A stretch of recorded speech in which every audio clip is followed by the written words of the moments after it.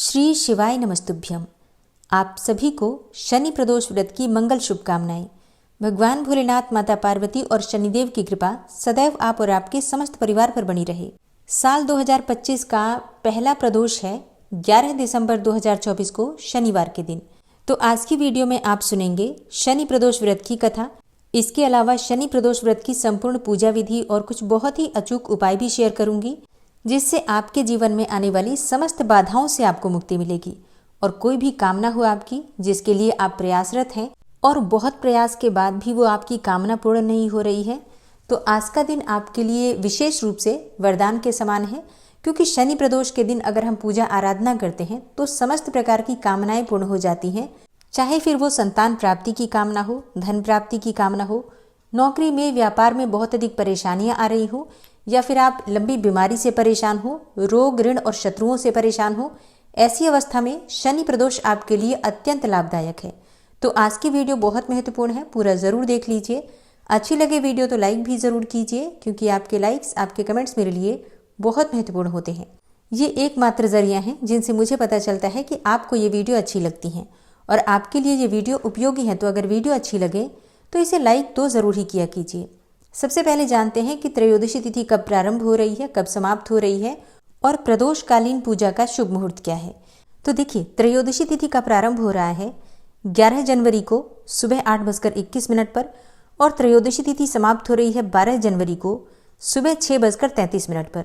तो 11 जनवरी को शनि त्रयोदशी अर्थात प्रदोष का व्रत रखा जाएगा और 11 जनवरी को सूर्योदय काल का समय है सुबह 7:18 पर और सूर्यास्त का समय होगा शाम को 5:35 पर और ब्रह्म मुहूर्त का समय है सुबह 4:06 से 5:09 के बीच में।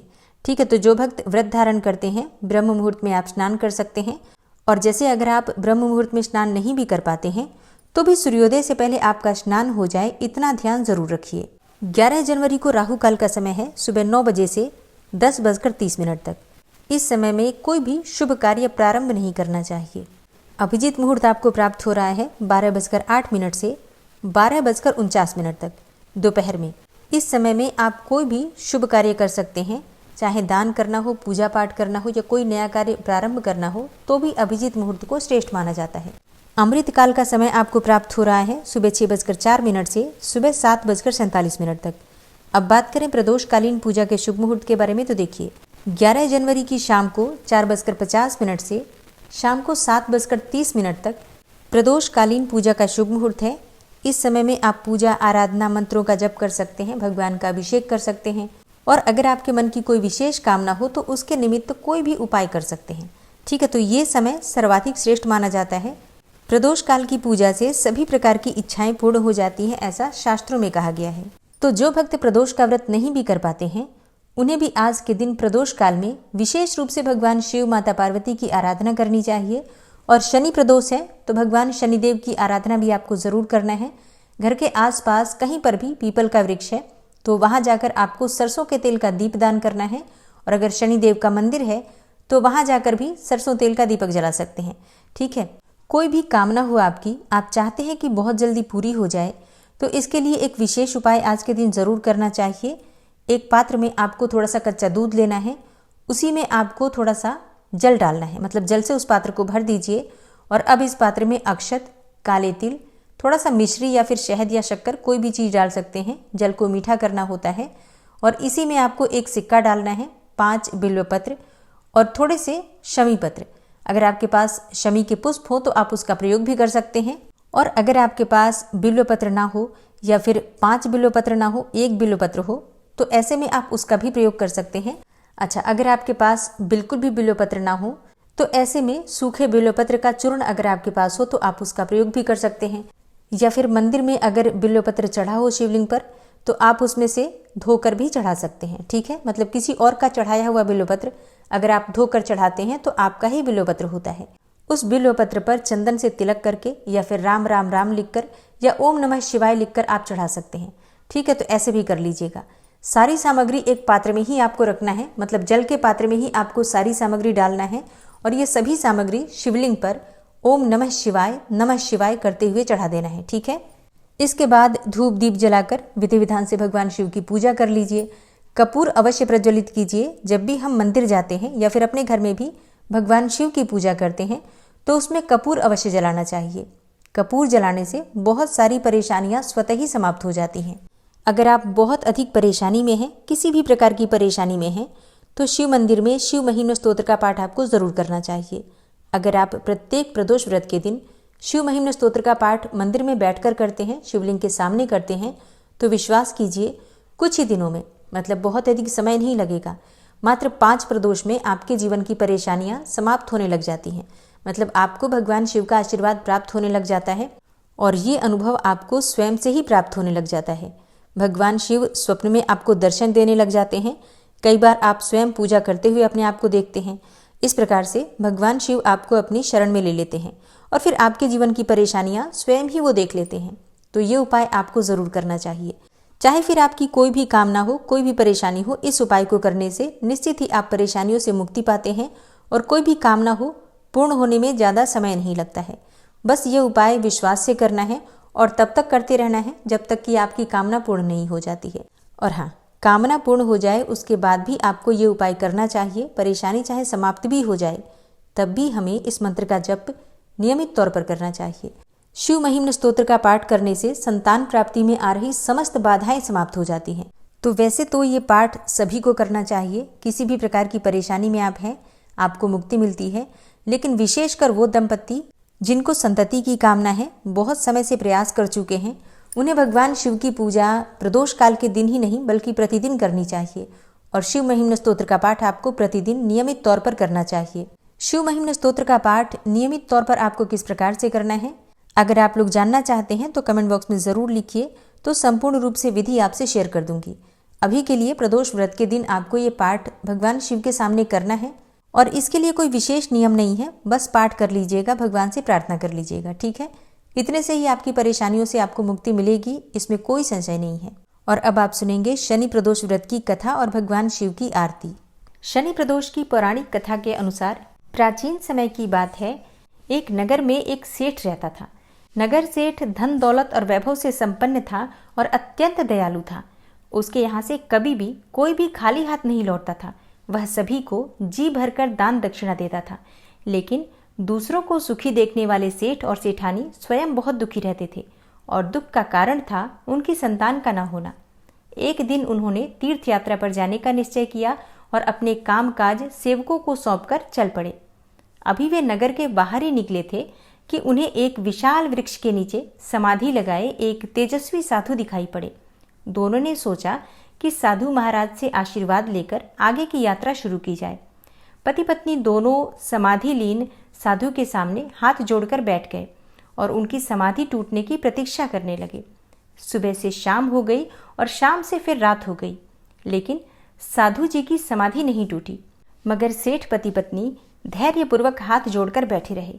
अंततः अगले दिन प्रातःकाल साधु जी समाधि से उठे और सेठ पति पत्नी को बैठे देखकर वह मंद मंद मुस्कुराए और आशीर्वाद स्वरूप हाथ उठाकर बोले, हे वत्स, मैं तुम्हारे अंतर्मन की कथा भाप गया हूँ। मैं तुम्हारे धैर्य और भक्ति भाव से अत्यंत प्रसन्न हूँ। साधु ने संतान प्राप्ति के लिए उन्हें शनि प्रदोष का व्रत करने को कहा। साधु ने कहा कि शिव पार्वती की पूजा शनि प्रदोष व्रत के दिन करने से और शनिदेव की पूजा करने से तुम्हें उत्तम और योग्य संतान की प्राप्ति होगी। साधु से आशीर्वाद पाकर और शनि प्रदोष की विधि जानकर सेठ सेठानी प्रसन्न मन से तीर्थ यात्रा की ओर निकल पड़े। तीर्थ यात्रा करने के बाद जब दोनों घर वापस लौटे तो साधु के बताए अनुसार नियम पूर्वक विधि विधान से शनि प्रदोष का व्रत करने लगे। इसके कुछ समय के बाद शनि प्रदोष व्रत के प्रभाव से सेठ की पत्नी ने एक सुंदर पुत्र को जन्म दिया। इस व्रत के प्रभाव से उनके यहाँ छाया अंधकार लुप्त हो गया। दोनों आनंद पूर्वक रहने लगे। तो जो भी भक्त सच्चे मन से भगवान शिव और शक्ति की आराधना करते हैं और शनि प्रदोष के दिन शनि भगवान की भी पूजा आराधना करते हैं तो निश्चित ही उनके मन की कोई भी कामना हो भगवान शिव, शक्ति और शनिदेव की कृपा से पूर्ण होती है। और अब आप सुनेंगे भगवान शिव की आरती, जो कि प्रदोष व्रत के दिन जरूर करनी चाहिए। ओम जय शिव ओमकारा, प्रभु हर शिव ओमकारा, ब्रह्मा विष्णु सदा शिव अर्धांगी धारा। ओम जय शिव ओमकारा, एकानन चतुरानन पंचानन राजे, हंसानन गरुडासन वृषवाहन साजे। ओम जय शिव ओमकारा। दो भुज चार चतुर्भुज 10 भुज अति सोहे, त्रिगुण रूप निरखता त्रिभुवन जन मोहे। ओम जय शिव ओमकारा। अक्षमाला बनमाला मुंडमाला धारी, त्रिपुरारी कंसारी करमाला धारी। ओम जय शिव ओमकारा। श्वेतांबर पीतांबर भागंबर अंगे, सनकादिक गरुडादिक भूतादिक संगे। ओम जय शिव ओमकारा। कर के मध्य कमंडल चक्र त्रिशूलधारी, सुखकारी दुखहारी जगपालनकारी। ओम जय शिव ओमकारा। ब्रह्मा विष्णु सदा शिव जानत अविवेका, प्रणवाक्षर में शोभित ये तीनों एका।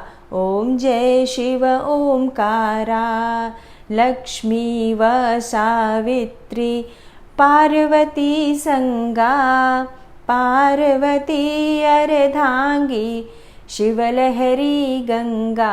ओम जय शिव ओमकारा। पर्वत सोहे पार्वती और शंकर कैलाशा, भांग धतूर का भोजन भस्मी में वासा।